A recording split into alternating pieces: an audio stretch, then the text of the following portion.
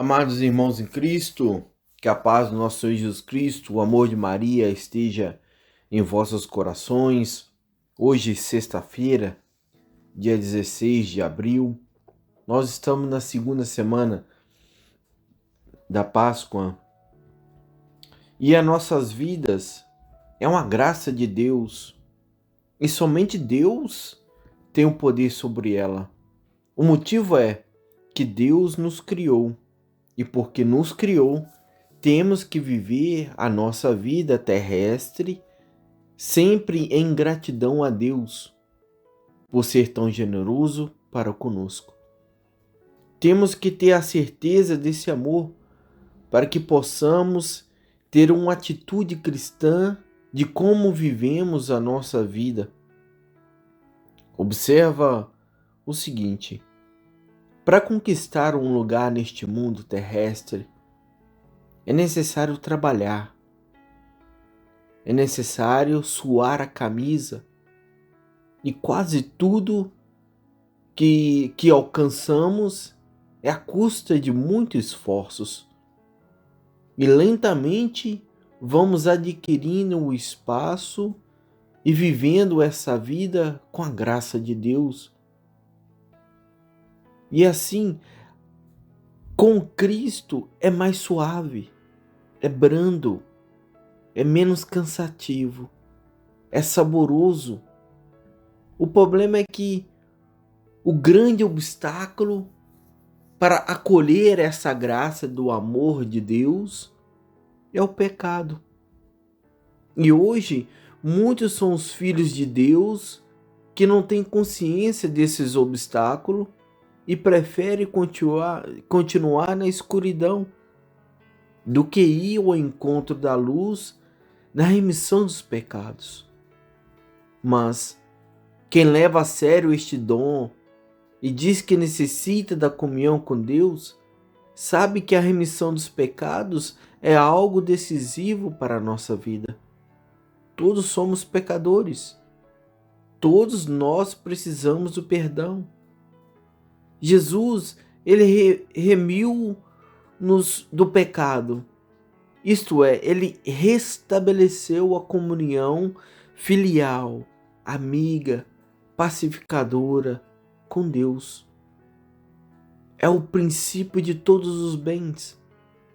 Sem esse fundamento, não se pode construir uma vida de amor com Deus, pois sentimos afastados da nossa origem e assim é o nosso fim.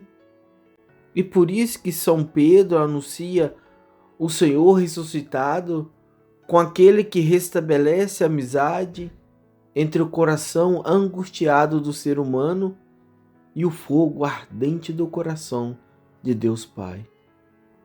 Dessa forma, queridos amados, irmãos em Cristo, agradecemos todos que estão sempre nos ajudando com as leituras, com as reflexões, ao seminarista, a várias pessoas que sempre estão conosco e a cada um de vocês que está nos ajudando a levar mais e mais a palavra de Deus aos nossos irmãos e a cada um de nós que estamos escutando, meditando, e assim possamos mais e mais estar unidos a Deus, estar unidos a Jesus Cristo. E nessa união, possamos então levar nossos olhos aos céus. Em oração ao Pai amado, possamos então clamar a Deus mais e mais louvores, glórias a Deus Pai. Pai amado, nosso Deus e nosso Senhor, beleza infinita que embeleza todos os seres humanos com a sua presença no meio de nós. Nós acreditamos, ó Pai, no Senhor, pois o Senhor tem a palavra da salvação.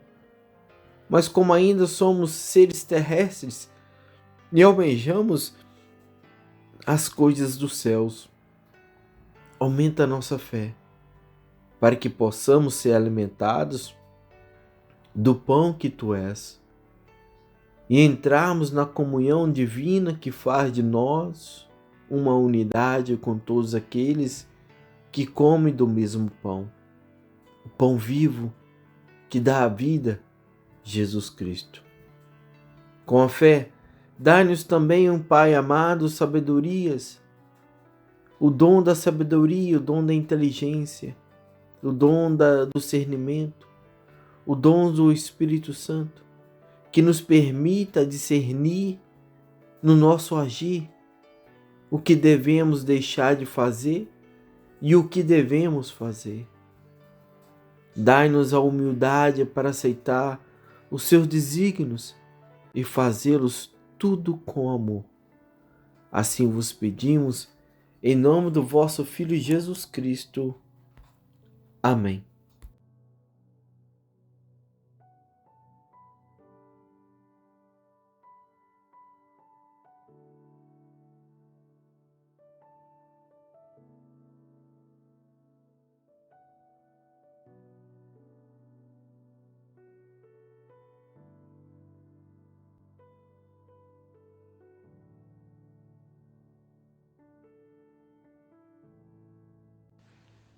Primeira leitura. Leitura dos Atos dos Apóstolos. Naqueles dias, um fariseu chamado Gamaliel levantou-se no sinédrio. Era mestre da lei e todo o povo o estimava. Gamaliel mandou que os acusados saíssem por um instante. Depois disse: Homens de Israel, vede bem o que estáis para fazer contra esses homens. Algum tempo atrás, apareceu Teudas, que se fazia passar por uma pessoa importante. A ele se juntaram cerca de 400 homens. Depois ele foi morto e todos os que seguiam debandaram e nada restou. Depois dele, no tempo do ressarcimento, apareceu Judas, o galileu, que arrastou o povo atrás de si. Contudo, também ele morreu e todos os seus seguidores se dispersaram. Quanto o que está acontecendo agora, dou-vos um conselho. Não vos preocupeis com esses homens e deixai-os ir embora. Porque, se esse projeto ou essa atividade é de origem humana, será destruído. Mas, se vem de Deus, vós não conseguireis eliminá-los. Cuidado para não vos pordes em luta contra Deus. E os membros do Sinédrio aceitaram o parecer de Gamaliel. Chamaram então os apóstolos, mandaram açoitá-los, proibiram que eles falassem em nome de Jesus e depois os soltaram. Os apóstolos saíram do conselho muito contentes por terem sido considerados dignos de injúrias por causa do nome de Jesus. E cada dia, no templo e pelas casas, não cessavam de ensinar e anunciar o Evangelho de Jesus Cristo. Palavra do Senhor, graças a Deus. Salmo responsorial, Salmo 26. Ao Senhor eu peço apenas uma coisa: habitar no santuário do Senhor. Ao Senhor eu peço apenas uma coisa: habitar no santuário do Senhor. O Senhor é minha luz e salvação. De quem eu terei medo? O Senhor é a proteção da minha vida. Perante quem eu tremerei? Ao Senhor eu peço apenas uma coisa: habitar no santuário do Senhor. Ao Senhor eu peço apenas uma coisa, e é só isto que eu desejo: habitar no santuário do Senhor por toda a minha vida, saborear a suavidade do Senhor e contemplá-lo no seu templo. Ao Senhor eu peço apenas uma coisa: habitar no santuário do Senhor. Sei que a bondade do Senhor eu hei de ver na terra dos viventes. Espera no Senhor e tem coragem. Espera no Senhor. Ao Senhor eu peço apenas uma coisa: habitar no santuário do Senhor. O Senhor esteja convosco, Ele está no meio de nós. Proclamação do Evangelho de Jesus Cristo segundo João. Glória a vós, Senhor. Naquele tempo, Jesus foi para o outro lado do mar da Galileia, também chamado de Tiberíades, uma grande multidão o seguia, porque via os sinais que ele operava a favor dos doentes. Jesus subiu ao monte e sentou aí. Com os seus discípulos estava próximo à Páscoa, a festa dos judeus. Levantando os olhos e vendo que a grande multidão estava vindo ao seu encontro, Jesus disse a Filipe: Onde vão comprar pão para que eles possam comer? Disse isso para pô-lo à prova, pois ele mesmo sabia muito bem o que ia fazer. Filipe respondeu: Nem 200 moedas de prata bastaria para dar um pedaço de pão a cada um. Um dos discípulos, André, o irmão de Simão Pedro, disse: Está aqui um menino com 5 pães de cevada e 2 peixes. Mas o que é isso para tanta gente? Jesus disse: Fazei sentar as pessoas. Havia muita relva naquele lugar, e lá se sentaram aproximadamente 5.000 homens. Jesus tomou os pães, deu graça e distribuiu-os aos que estavam sentados, tanto quanto queriam, e fez o mesmo com os peixes. Quando tudo ficaram satisfeitos, Jesus disse aos discípulos: Recolhei os pedaços que sobraram, para que nada se perca. Recolheram os pedaços, encheram os 12 cestos com as sobras dos 5 peixes, deixadas pelos que haviam comido. Vendo o sinal que Jesus tinha realizado, aqueles homens exclamavam: Este é verdadeiramente o profeta, aquele que deve vir ao mundo. Mas quando notou que estava querendo levá-lo para proclamar o rei, Jesus retirou-se de novo, sozinho, para o monte. Palavra da salvação, glória a vós, Senhor. Queridos irmãos, hoje a nossa reflexão, nesta sexta-feira, dia 16 de abril, a nossa primeira leitura mostra claramente quando uma obra vem de Deus e quando uma obra é da vontade humana. A vontade humana é limitada, ela morre aqui na terra, enquanto a obra divina ela é celestial, vem da vontade do Pai, e assim ela não tem limite, ela vai a todos de modo igual. Basta estarmos de coração aberto para receber, pois ela nunca retorna ao Pai vazia. Pedro, ao defender os ensinamentos de Cristo ressuscitado, mostrou a verdade aos fariseus, e eles não aceitaram devido que os seus corações não estavam abertos para receber a verdade. E assim, eles recusaram a luz. Por isso quiseram então matar os apóstolos. Mas a graça divina sempre encontra alguém com as portas abertas. E por meio de Gamaliel, como bom fariseu e doutor, que compreende as Escrituras e apresenta-se com o cumprimento da Escritura. Por isso que Gamaliel é um exemplo de um conselhador, de um conselho sábio, de uma pessoa sábia, pois são ditadas pelo Espírito Santo, que acende nele a fé em Deus e ajuda-nos então a recuperar o sentido de Deus, que está presente e atua nos pequenos e grandes acontecimentos de nossas vidas.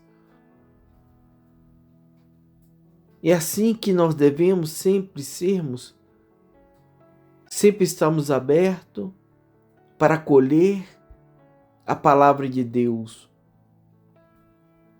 e termos um conselho sábio, mas esse conselho vem do Espírito Santo, não nosso, é do Espírito Santo.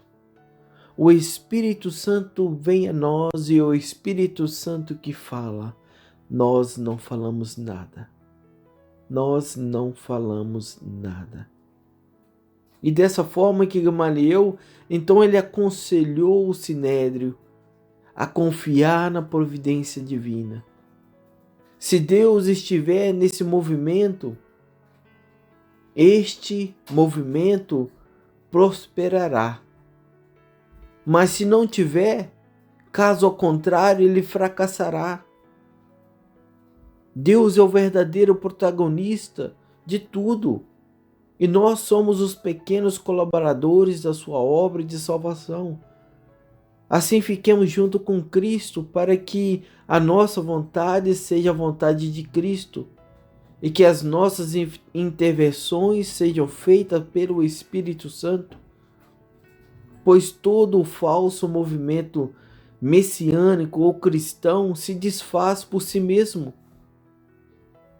Gamaliel, mais uma vez, ele lembra de algumas pessoas que não foram à frente devido que os seus objetivos eram de vontade humana. Pois em tudo damos graças a Deus, e assim foi feito os apóstolos. Os apóstolos, em tudo, eles deram graças a Deus. Eles foram então chicoteados. Eles sofreram, mas eles sofreram num sentido de amor. Eles sofreram no sentido que era como dado a bênção de Deus sobre a vida deles, por eles estar levando a palavra de Deus. Eles acreditam que essas bênçãos eram concedidas por Deus, porque estavam realizando a obra em nome de Cristo e não em nome deles. Eles sofreram por Cristo, não sofreram por eles, mas sofreram por Cristo. Eles sentiram que aqueles chicotes não eram para eles, eram para Cristo. Eles viram que aquele sofrimento que estava passando não era para eles, mas eram para Cristo. Eles aguentavam o sofrimento porque Cristo estava com ele. E quando Cristo está conosco, nós superamos tudo em amor, em cuidado, em zelo, em um profundo respeito e temor a Deus. Quem acolhe Cristo, quem acredita em Cristo, é saciado. E é assim que o Evangelho nos explica, é assim que o Evangelho nos leva então ao milagre.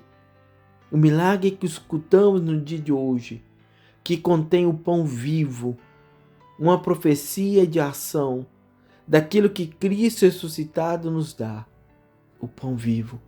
Isto é, Cristo, Ele mesmo. Este milagre está relacionado também na Eucaristia, toda vez que vamos à Santa Missa, toda vez que estamos na missa, lá na Eucaristia. Nós possamos então, toda vez que participamos da Santa Missa, olhamos para a Eucaristia com outros olhares. Olhamos para a Eucaristia com outro olhar. Ali nós veremos que aquela chicotada, aquele sofrimento, aquele nossas amarguras, está tudo ali. Aquele sangramento é o nosso livramento. E assim nos leva a um relacionamento do Evangelho com a Eucaristia, mas também nos mostra também uma pequena aproximação da Páscoa. Apesar que nós já passamos a Páscoa, nós estamos na oitava de Páscoa, mas ainda vivemos a Páscoa até o dia da vinda do Pentecostes. Escreve então para nós São João, o evangelista, que certamente pensava também na morte de Cristo. Se a gente observar no versículo 15, João ainda muito mais claro quando ele escreve tudo isso é a respeito como Cristo ele retira tudo para ele. Se olharmos no versículo 15, vai dizer: mas quando notou que estava querendo levá-lo para proclamá-lo rei, Jesus retirou-se de novo, sozinho, para o monte. Jesus ele se retirou-se para o monte para atrair para si todos os seres humanos. Esta elevação se mostra na cruz e continua na ressurreição até chegar à ascensão ou ascensão de Cristo. Quando Jesus então ele retorna ao Pai, ele volta para o Pai na ascensão, levando todos aqueles que Deus lhe confiou. A multiplicação dos pães é a figura realizada em Jesus Cristo, tanto na sua paixão e também na sua ressurreição gloriosa. Amados, que a paz de Cristo esteja em vossos corações, que Nossa Senhora vos cubra, para assim possamos estar junto com Cristo. Que Deus abençoe o vosso dia, a vossa tarde. Se em caso vocês estão escutando essa reflexão à noite, que Deus vos abençoe nessa noite, que assim vocês possam adormecer com Cristo. E se nós estamos pela manhã, permanecemos com Cristo. Que Deus vos abençoe, vos unge e vos guarde. Em nome do Pai, do Filho e do Espírito Santo. Amém.